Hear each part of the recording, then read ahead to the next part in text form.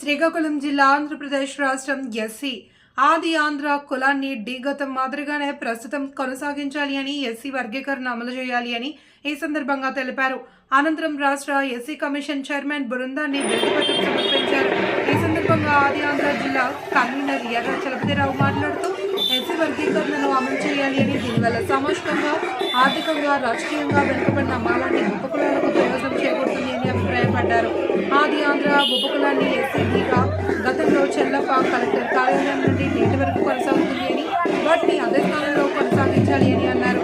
ఈ కార్యక్రమంలో పినిమంటి ఎర్రయ్య, యాగంటి సుబ్బరావు, కొట్ట రాజశేఖర్, జోగి గన్నయ్య, జోగి గోవిందరావు, కాయ లక్ష్మణరావు, చిన్నరావు గడ్డయ్య, కాల నరసింహ, కాల సురేష్, కాల శ్రీరాములు, కోతి సీను, కోతి కేశవరావు, జోగి చిన్న, పినిమంట రామారావు, ఎర్రగడ్డయ్య, గడప శ్యామలరావు, దండాసి ఈశ్వరరావు, పినిమంట ఉమా, బాబా, బురాజన శంకర్రావు తదితరులు పాల్గొన్నారు.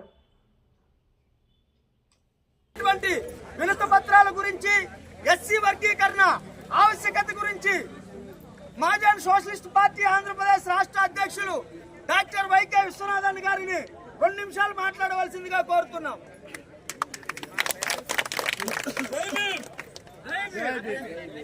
శ్రీకాకుళం జిల్లా మాదిగా మిత్రులందరికీ మహాజన నేత మాన్యశ్రీ మందకృష్ణ మాది గారి పక్షాన, మహాజన సోషలిస్ట్ పార్టీ ఆంధ్రప్రదేశ్ పక్షాన సామాజిక నమస్కారం తెలియజేస్తా ఉన్నారు.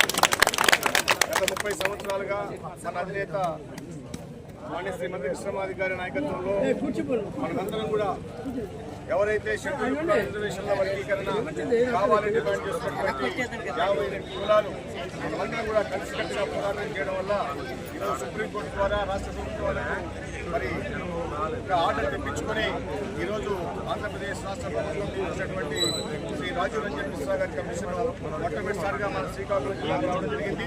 ఇక్కడ నుంచి షెడ్యూల్ కులాల రిజర్వేషన్ల వర్గీకరణపై సామాజిక, విద్యా, ఉద్యోగ, ఆర్థిక, రాజకీయ రంగాలపై అధ్యయనం చేసి మరి వారు ప్రభుత్వానికి ఒక నివేదిక సమర్పించేటువంటి నేపథ్యంలో ఇక్కడికి వచ్చినటువంటి మీరందరూ కూడా మనం ఏ విధంగా గతంలో 1950 సంవత్సరం నుంచి రిజర్వేషన్ల అమలు అయినప్పటి నుంచి మనం ఎంత అభివృద్ధి చెందాం, ఉమ్మడి రిజర్వేషన్లో మనం ఎంత నష్టపోయాం, వర్గీకరణ జరిగిన తర్వాత మనం ఎంత లాభం పొందాం, ఏ విధంగా మనం అందరం కూడా సంఘటితమయ్యాం, ఇష్టమాదిక నాయకత్వంలో ఎంతవరకు మనం పోరాటం చేసి సాధించుకున్న విషయాన్ని ఈరోజు మనకున్న బాధలన్నీ కూడా, కష్టాలన్నీ కూడా, మనకున్నటువంటి విద్యా ఉద్యోగ రంగాల్లో మన పిల్లలు చదువుకున్నారా లేదా, మా శాతం ఎంత ఉంది, మా కులాల జనాభా ఎంత ఉంది, మాకు రావాల్సిన వాటా మాకు దొరుకుతుందా లేదా అనే విషయాన్ని ఈరోజు మీరు కమిషన్ ముందు ఒక వినతి పత్రం ద్వారా ఇవ్వబోతా ఉన్నాం. కాబట్టి మీరందరూ కూడా ప్రతి ఒక్క నాయకుడు కూడా మాట్లాడే అవకాశం ఉంది. మీ బాధను కమిషన్ ముందు వ్యక్తం చేయండి. ఇష్టమాధికారులు చేసినటువంటి పోరాటానికి మీరందరూ కూడా ఆయన శ్రమను గుర్తించి, ఆయన చేసినటువంటి ఆ కష్టాన్ని గుర్తించి వారు 30 సంవత్సరాల పోరాటానికి ఈరోజు మనం అందరూ కూడా ఫలితం సాధించబోతున్నాం. కనుక ఇష్టమాధికారి నాయకత్వంలో మనం చేసినటువంటి పనిని కానీ, కష్టాన్ని కానీ, ఆ బాధలను కానీ, ఆ పోరాటాలను కానీ ఈరోజు కమిషన్ ముందు వ్యక్తం చేస్తున్న అవసరం ఉంది. కృష్ణమాధికారి లేకపోతే, కృష్ణమాధికారి ఎంఆర్పీ మరి మొదలు పెట్టకపోతే ఈరోజు మన జీవితాలు ఎలా ఉండేవి, మన పిల్లలు చదువుకునే వాళ్ళ, మన ఉద్యోగాలు చేసే వాళ్ళమా, మనకి సమాజంలో ఈ సామాజిక హోదా ఉండేది అనే విషయాన్ని మీరందరూ కూడా కమిషన్ ముందు చెప్పాలని.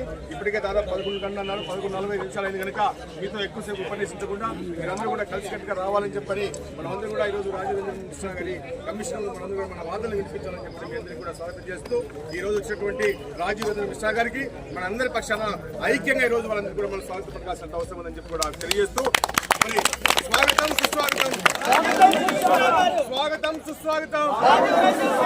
సామాజిక న్యాయాన్ని కోరుకునేటువంటి ప్రతి ఒక్కరు కూడా స్వాగతం, సుస్వాగతం.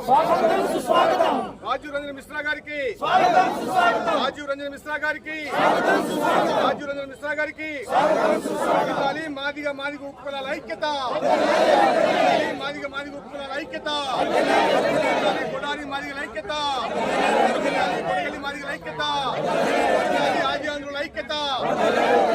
జై మందకృష్ణ మాదిగ.